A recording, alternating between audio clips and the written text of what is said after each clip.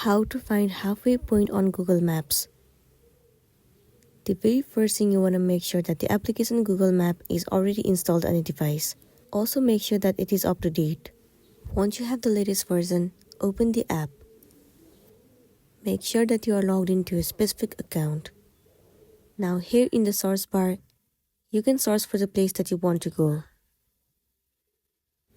Once you have searched for the place, tap on this location. Tons of different options will be visible to you, but what you want to do is tap on this three dot at the top right corner of the screen. Different menus will be visible to you. You should also see the option of measure distance. Right now I don't have that option because my application might not be up to date. But for you, if you have the option of measure distance, simply click on it. And with the help of that feature, you will be able to find the halfway point and you'll be good to go. So that's all for today, and this is simply how you can find halfway point on Google Maps. Make sure to smash the like button and consider subscribing if you found this video helpful. We'll see you in the next one.